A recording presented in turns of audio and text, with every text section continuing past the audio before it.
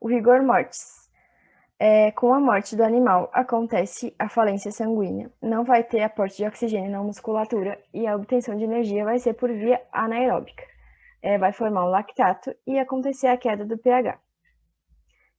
Com o gasto dos depósitos energéticos, vai cessar o processo contrátil, vai acontecer a formação do complexo irreversível actina-miosina, finalmente acontecendo o rigor mortis e a carne vai ser formada.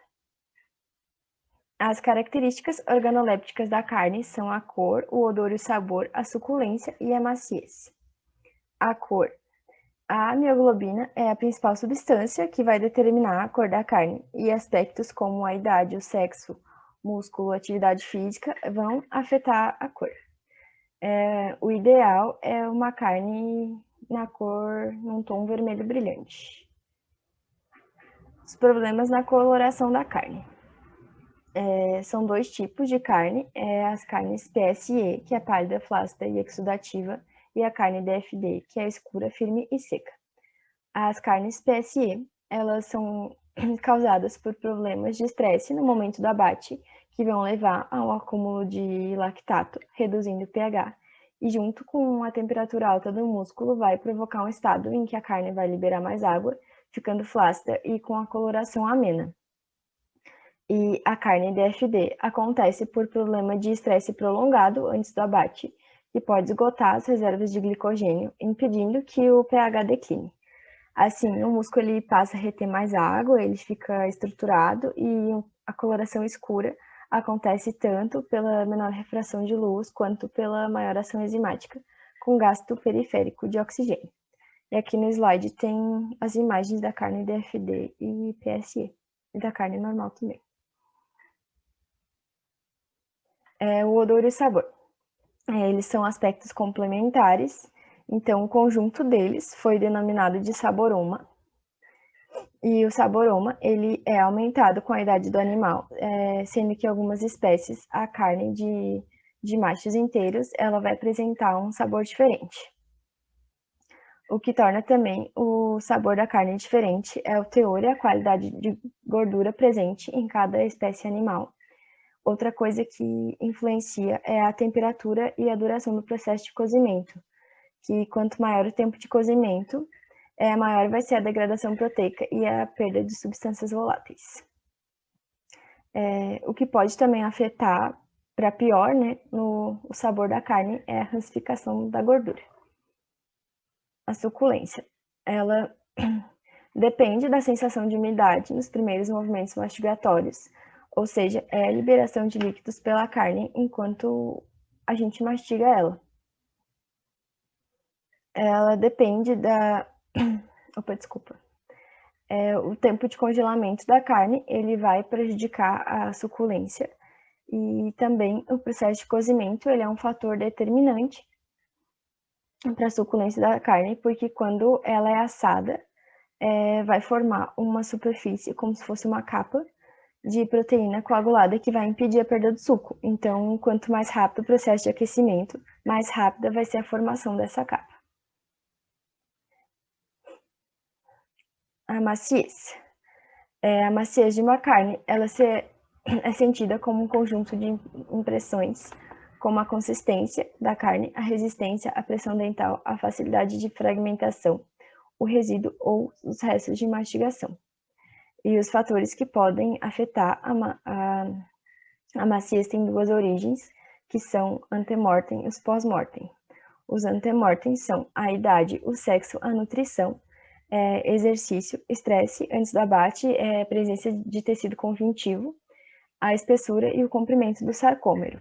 E os fatores pós-mortem são a estimulação elétrica, o rigor mortis, o esfriamento da carcaça, o pH, a maturação, o método e a temperatura de cozimento. Em animais jovens, a maciez ela tende a ser maior, porque diminui com a idade devido ao acúmulo e à maturação de tecido conjuntivo no músculo. E animais castrados, eles apresentam a carne mais macia que os não castrados. E outra coisa que influencia é o marmoreio, que é aquela gordura intramuscular, que vai ajudar na maciez da carne. As substâncias amaciantes da carne. Pode-se fazer o amaciamento artificial da carne por uma série de ingredientes, como vinagre, suco de limão, sal e enzimas vegetais. Alguns exemplos são a papaína, que é proveniente do mamão, a bromelina, que vem do abacaxi, e a ficina, que vem do figo. Elas possuem uma ação amaciante bem efetiva, e o efeito não é só sobre as proteínas miofibrilares, mas também sobre o tecido conjuntivo, principalmente sobre a fração de colágeno solubilizada pelo calor.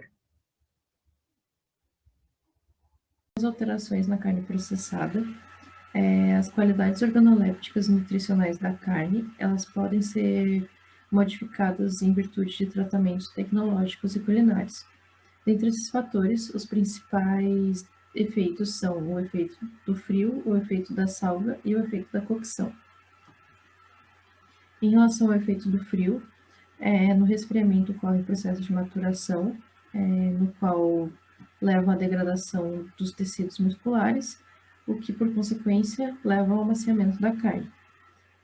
A quebra de peso que ocorre no processo de resfriamento gera um problema econômico, e essa perda ela pode ser diminuída com o processo chamado de dessecação pelo frio, que nada mais é do que a formação de uma camada superficial ressecada que evita a evaporação.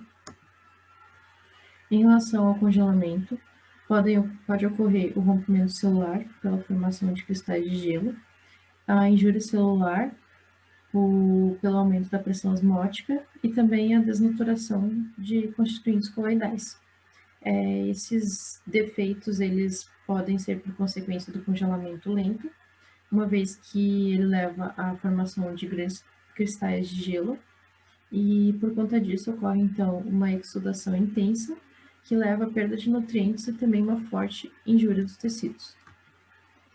Em relação ao descongelamento, a velocidade do descongelamento ela é importante na qualidade da carne, uma vez que um descongelamento rápido leva a uma maior perda de líquido, uma vez que os tecidos musculares eles não têm tempo de absorver o líquido que foi extravasado, e por conta disso é proibitivo o processo de recongelamento.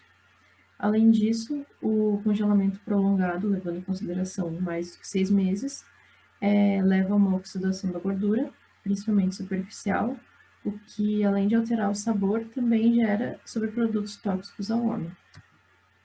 Em relação ao efeito da salga, vale lembrar que o cloreto de sódio ele é amplamente utilizado tanto na indústria quanto caseiro, como condimento palatável e também conservante, agente conservante.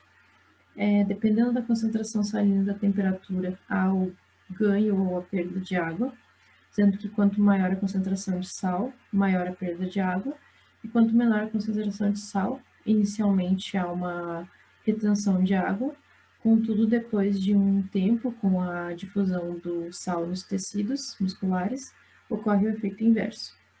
Em relação ao charque, o sal ele é pró-oxidante da gordura, ou seja, quanto mais gordo é o charque, mais susceptível ele é à oxidação. Em relação ao efeito da cocção, esse efeito ele é uma carne bem cozida, ela leva em consideração principalmente o tempo e a temperatura. Em relação às proteínas, o calor ele leva à desnaturação proteica, o que leva à coagulação. Além disso, uma carne bem cozida, ela leva ao processo chamado de endurecimento proteico, e levando em consideração a temperatura de 64 graus, as proteínas miofibrilares, elas têm uma perda na retenção de água, contudo, o contrário é verdadeiro em relação ao colágeno, porque uma vez que ele atinge essa temperatura, ele se solubiliza e com a presença de água ele forma uma gelatina.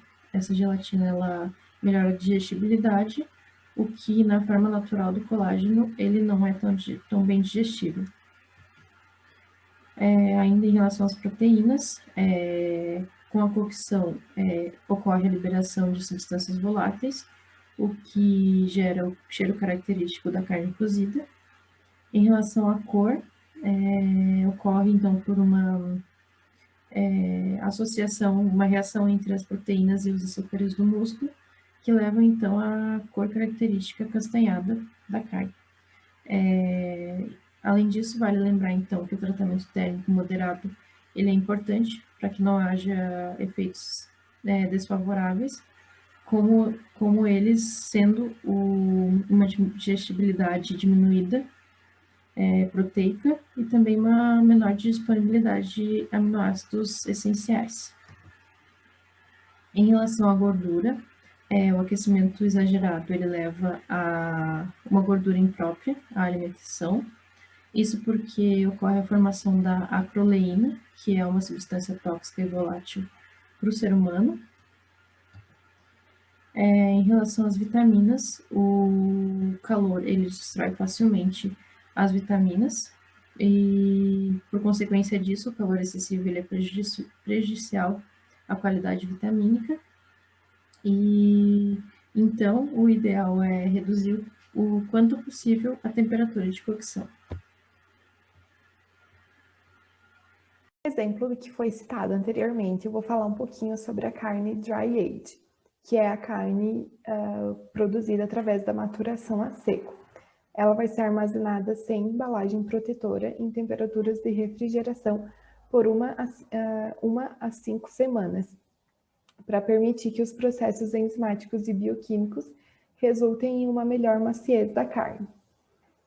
Então, vai ocorrer a formação de uma casca endurecida ao redor do corte da carne, que é o resultado da ação de micro-organismos. Não vai afetar a qualidade interna devido à temperatura controlada, e durante esse processo de maturação, vai ocorrer um encolhimento da carne devido à perda de água, que essa perda de água também vai ser responsável, em partes, pela concentração do sabor. Também vai ter uma perda de gordura durante o processo, e após a finalização do processo de maturação, essa casca endurecida vai ser retirada. Os procedimentos, então, para fazer uma carne dry age são os dias de maturação, que variam de 14 a 35 dias, a temperatura de armazenamento, que varia entre 0 a 4 graus, a umidade relativa, que deve ser de aproximadamente 75 a 85%, e o fluxo de ar, que também vai ser um componente crucial para esse processo, onde é comum existir ventiladores suplementares nos refrigeradores. E ainda tem alguns refrigeradores que utilizam luz ultravioleta como uma forma de retardar a deterioração microbiana. Além disso, a utilização de grelhas especiais, prateleiras perfuradas e ganchos, que são utilizados para manter os produtos para maturação a seco, e também para que todas as superfícies fiquem expostas ao frio.